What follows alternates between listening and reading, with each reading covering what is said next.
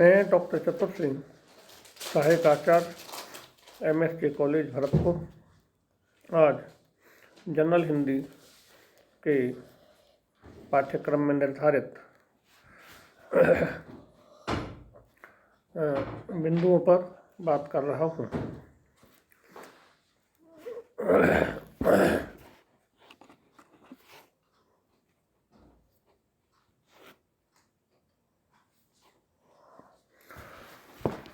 आज की ये सूक्ति है, भविष्य वर्तमान के द्वारा खरीदा जाता है। हम भविष्य के लिए स्थगित नहीं कर सकते। वह सदैव वर्तमान के द्वारा ही बनाया जाता है और बनाया जा सकता है। वस्तुतः वर्तमान का कर्म ही भविष्य के फल के रूप में सर्जित होता है। भविष्य का फल वर्तमान की जड़ों को सींचने से ही लगता है। जीवन का एक बड़ा सच यह भी है कि हमारे हाथ में जो कुछ है वह वर्तमान ही तो है। अतीत तो चला गया और भविष्य भी आया ही नहीं, इसलिए हम अपने आने वाले कल के लिए जो कुछ कर सकते हैं वह वर्तमान में ही कर सकते हैं।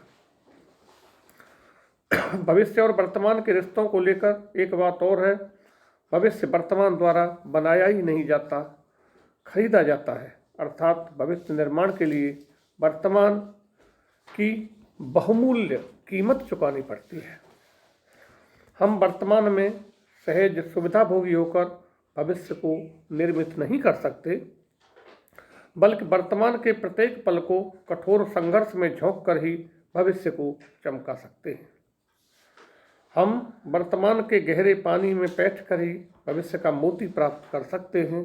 अतः जो लोग वर्तमान को बचाने की कोशिश करते हैं वे भविष्य को खो देते हैं, और जो कष्ट सहकर वर्तमान की कीमत चुकाते हैं वे भविष्य को खरीद लेते हैं।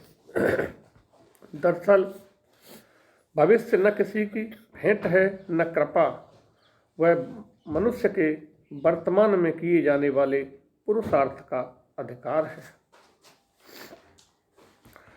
और अधिकार दान में प्राप्त नहीं होते, वे अपने प्रयत्नों से अर्जित किए जाते हैं। इसीलिए ये बात कही जा सकती है, पूरी तरह सही है कि भविष्य वर्तमान के द्वारा खरीदा जाता है।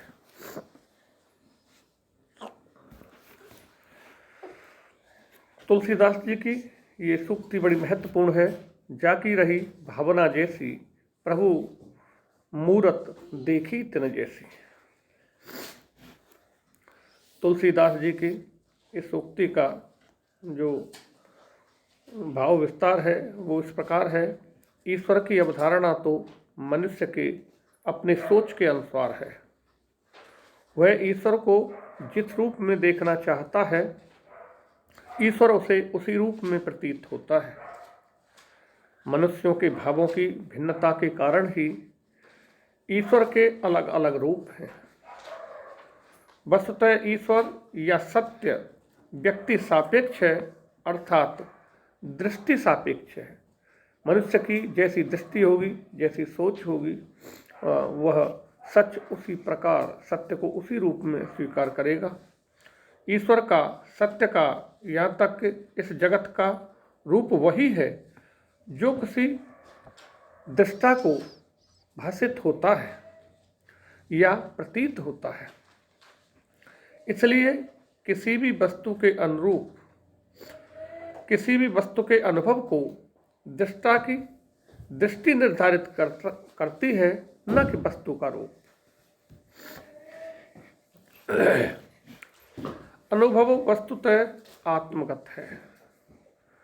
वह व्यक्ति की अपनी चेतना की प्रतिक्रिया है, जिसको उसकी स्वयं की चेतना ही निर्धारित करती है। चेतना का स्वरूप गतिशील है, अतः वस्तु का अनुभव भी गतिशील है, परिवर्तनशील है। इसलिए दुनिया में भाव की विविधता के अनुरूप ही ईश्वर की विविधताएं भी हैं। जीवन जगत के बारे में दृष्टिकोणों और दर्शनों की विविधताएं हैं। किसी को राम प्रिय हैं तो किसी को कृष्ण, किसी को बुद्ध प्रिय हैं तो किसी को महावीर, किसी को ईसा तो किसी को मोहम्मद साहब। इसी तरह हमारी सकारात्मक दृष्टि है तो हमें गिलास आधा भरा हुआ नजर आता है, नकारात्मक दृष्टि है तो आधा खाली प्रतीत होता है। हम हमारी दृष्टि के अनुसार अपने समस्त रिश्ते बनाते हैं, चाहे वे ईश्वर को लेकर हों, चाहे मनुष्यों को लेकर और चाहे वस्तुओं को लेकर हों। यह दृष्टि सापेक्षता ही हमारा जीवन अनुभव है, जीवन का यथार्थ है। ऐसे ही मिलते जुलते संदर्भ में पंचतंत्र में भी कहा गया है, यादृशी भावना यस्य सिद्धिर्भवति तादृशी, अर्थात जिसकी जैसी भावना